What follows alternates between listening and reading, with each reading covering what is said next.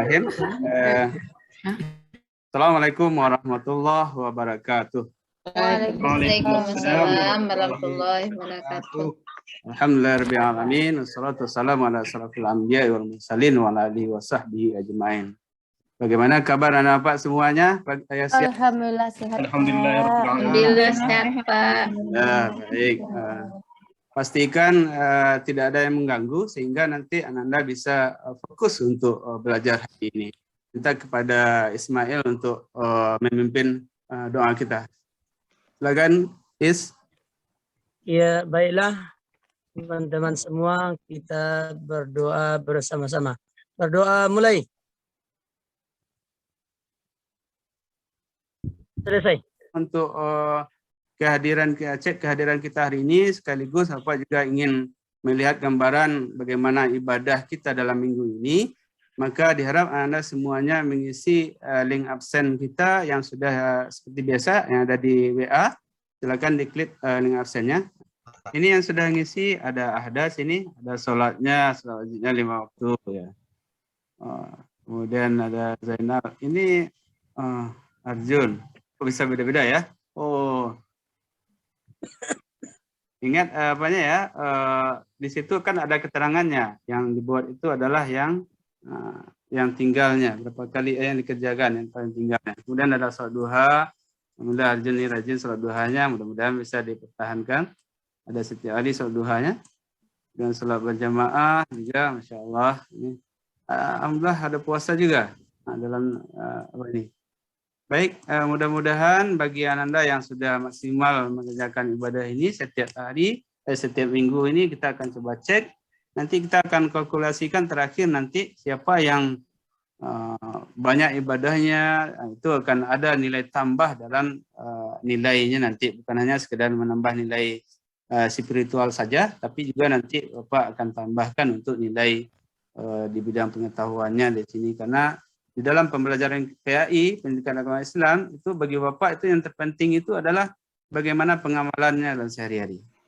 Untuk pembelajaran kita hari ini, sebelum kita mulai, maka kita akan menyaksikan sebuah video,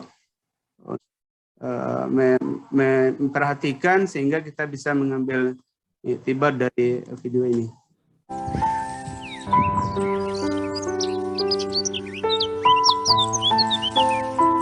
Materi yang akan kita bahas menganalisis Quran surat Al-Anfal ayat 72 dan hadis terkait dengan kontrol diri dan mujahadah.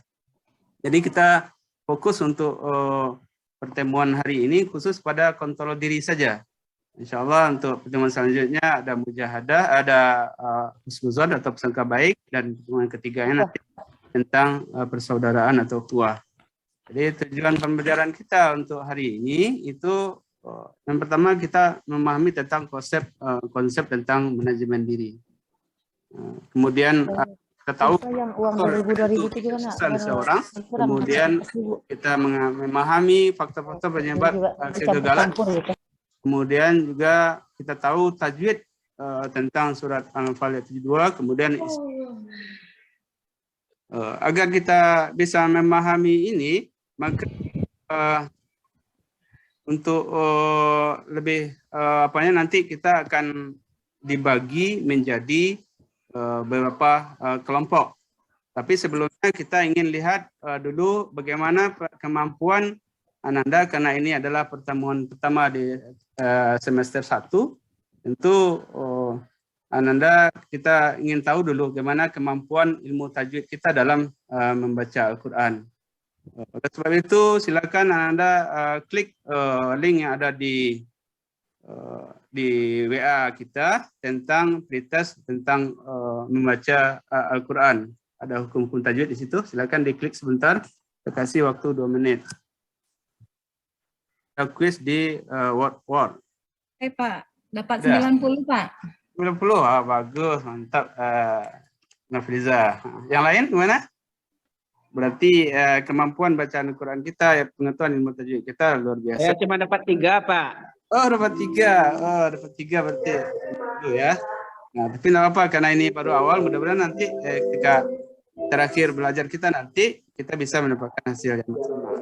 Selanjutnya kita akan Bapak bagi menjadi 3 kelompok. Baik. Kelompok 1 Abdul Rahim, Ade Suryani, Ahda, Arjunadi, Darmaini, Dedi.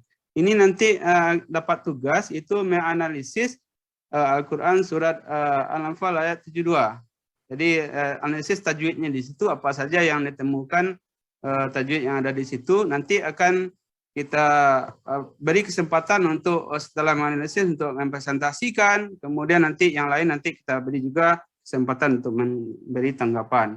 Jadi sekarang kita lanjutkan dengan diskusi kelompok. Saya kasih waktu 10 menit. Ada pertanyaan mengenai instruksinya, Nanda? Cukup jelas?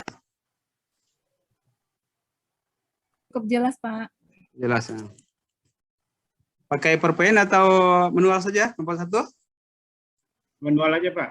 Manual aja, silakan. Silakan Ahda sebagai perwakilan kelompok 1. Baik, Pak. Saya akan presentasikan hasil diskusi kami. Ada beberapa hal yang kami diskusikan. Nanti kalau ada yang salah, kami mohon diperbaiki, Pak. Innal ladzina amanu wa hajaru wa jahadu bi amwalihim. Inna itu idgham. Salah. Inna itu wajibul gunnah atau wajib berdengung. Alladzina zi itu ma'asli amanu mad badal. Terima kasih, Pak.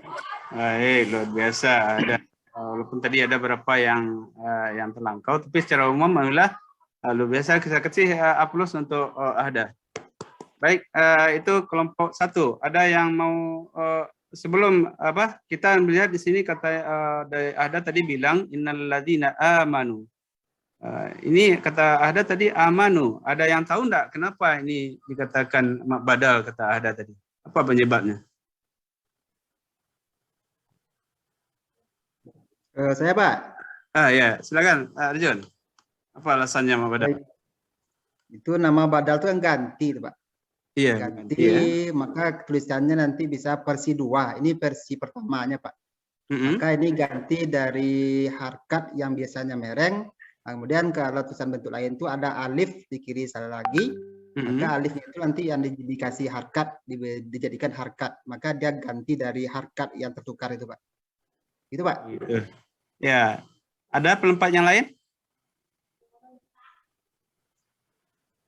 Pendapat yang lain ada? Yang mau coba membuka pendapatnya? Pas, Pak. Iya. Ini juga. Oh ya, ada Rahmat nih. Itu apabila ada Hamzah menerima harkat berdiri, Pak. Oh, ada Hamzah. Berarti ini di sini ada juga walladzina. Pak Bintu. Sama ini Rahmat, mak badal juga itu. Apa? Walladzina awaw. Tadi mana? Bentar, Pak. Di baris yang kedua itu fi sabilillahi walladzina awaw. Ini apakah mak badal juga? Sama, Pak. Sama ya? Baik. Sama. Kalau mungkin bagi yang belajar bahasa Arab seperti Ismail yang pakar bahasa Arab, ini asal kata ini amanu ini adalah mana ya? Ya. Jadi ada hamzah yang mati sebelumnya. Mana asal katanya kan mana. Jadi hamzah dihilangkan satu, kemudian barisnya di tegak lurus. Baik, alhamdulillah Anda semuanya untuk presentasi dari kelompok 1 kita kasih aplaus sama-sama. Faktor yang membuat orang itu sukses berarti dari awal dia dah melatih dirinya untuk terbiasa, rajin, kemudian semangat. Ya, ada lagi? Semangat, kemudian dia harus melek ke depan. Kenapa orang bisa saya tidak? Nah, ya. Gitu, Pak. Mungkin itu aja mungkin menurut Pak tambahan dari kawan yang kasih, lain. ada yang lain mau nambahkan? Ismail atau Jagal. Saya, Pak. Ya, silakan. Ben Josotik gue, mali bulala. Intinya kalau ingin sukses harus bisa mengendalikan diri, Pak. Itu. Ya, Pak. Wis, mantap. Intinya luar biasa. Kita kasih aplaus untuk Arjun. Bisa dilihat gambarnya? Pak. Bisa ya. Ini di Bisa. ada jalan yang lurus. Artinya di dalam kita kalau ingin kita sukses, maka kita mesti mengikuti jalan yang lurus. mengendalikan diri kita agar tidak melenceng ke kanan atau ke kiri. Dia tetap di jalan yang lurus. Maka nanti kita akan mendapatkan hasil dengan kesuksesan. Kalau artinya tentunya dalam kesehariannya kita berpegang teguh, kalau kita umat Islam berpegang teguh kepada Al-Quran hadis. Karena kesuksesan bagi diri kita bukan hanya sukses di dunia. Kalau untuk sukses di dunia mungkin mudah.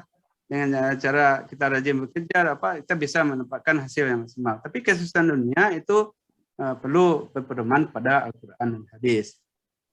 Kita akan bisa melihat bagaimana gambaran di sini ada orang sukses, dia akan nampak dalam wajah itu kebahagiaan yang luar biasa. Tapi ketika dia gagal, maka dia akan merana dan putus asa kadang-kadang. Pada prinsipnya di dalam diri kita ini ada potensi yang sudah Allah berikan. Sebagaimana yang kita ketahui dalam surat Al-Quran, fa'alhamaha fujuraha wa taqwaha. Pada diri kita ini ada disediakan sifat fujur, sifat jahat, sifat jelek. Kemudian juga sifat takwa. Tergantung lagi mana yang akan kita kendalikan dengan kita memupuk sifat-sifat takwa kita. Yang mana takwa adalah sebagai pakaian walibasut taqwa khair, kata Allah. Jadi pakaian takwa adalah pakaian yang terbaik yang akan kita persembahkan, yang kita bawa nanti ke akhirat menemui Allah Subhanahu wa taala. Dan memang ini mendapatkan tantangan yang luar biasa juga dari setan, karena dari awal ketika Allah menciptakan atau menciptakan manusia, maka setan tidak mau tunduk kepada manusia. Kenapa? Karena dia ingin bermohon kepada Allah agar mencari teman sebanyak-banyaknya. Karena keingkaran setan itu kan di awalnya karena disuruh tunduk pada manusia, pada Adam, tapi dia tidak ingkar, maka dia tetap bermohon kepada Allah agar diberi kesempatan mencari teman sebaik-baiknya. Dan setan itu bisa menggoda kita dari arah kanan, kiri, muka, di belakang, di bawah, dari atas saja yang tidak bisa menggodanya. Kalau kita tidak bisa mengendalikan diri kita dalam menjalani kehidupan ini, tentu nanti kita akan terjerumus ke hal yang maksiat. Nah, semuanya dalam hadis juga disampaikan, ternyata orang kuat itu menurut Rasulullah bukan orang yang punya otot yang besar kayak ini, bukan orang yang bisa mengangkat beban berat, tapi ternyata orang yang kuat itu adalah bisa mengendalikan dirinya. Sehingga dalam sebuah hadis, contoh yang simpel ada dalam mengendalikan suatu amarah, maka ada beberapa tahap yang bisa kita lakukan. Kalau seandainya kita marah dalam keadaan ini, maka kalau agar kita kenali diri kita, bawa duduk. Kalau dalam duduk masih juga terasa amarah itu, maka dianjurkan kita bisa bawa uduk, karena setan itu dari api, maka akan diinginkan oleh uduk tadi. Kalau masih jengkel marah juga kepada seorang, maka bawa salat sunat. Allah akan menenangkan diri kita. Baik, anak-anak semua, mungkin itu sedikit kesimpulan dari materi kita hari ini. Selanjutnya, Bapak ingin lihat sejauh mana Anda memahami materi. Silakan dikerjakan latihan yang sudah dikirim di UHA yang sudah dikirim di WA. Si waktu 5 menit untuk mengerjakannya. Bapak ingin lihat sejauh mana Anda menguasai pembelajaran kita hari ini. Silakan. Baik. Itu kemudian untuk UHA nanti kita akan lihat, kita akan share di hasilnya nanti di WA kita masing-masing. Mudah-mudahan Anda semuanya bisa mendapatkan nilai yang bagus. Baik, mungkin itu saja Anda sebagai kesimpulan bahwasanya untuk materi mujahadah an-nafs, mengingat waktu, langsung saja Bapak ingatkan bahwasanya kita yang namanya manusia itu dikaruniai oleh Allah dua sifat. Maka ini perlu kita kendalikan, kita apakan sehingga nanti kita tidak selamat. Keinginan doa kita adalah tidak ada yang selain Rabbana atina fid dunya hasanah wa fil akhirati hasanah wa qina azabannar. Kita pengen bahagia di dunia dan juga pengen bahagia di akhirat. Baik, minggu depan insya Allah kita akan bahas tentang husnuzan.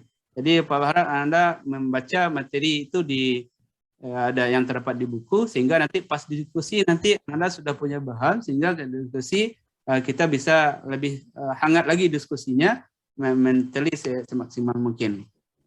Ya, Pak. Kita tutup untuk pertemuan kita hari ini. Kita baca doa kafaratul majelis. Subhanakallahumma wa bihamdika astaghfiruka wa atubu Assalamualaikum warahmatullahi wabarakatuh. Waalaikumsalam. Waalaikumsalam warahmatullahi wabarakatuh.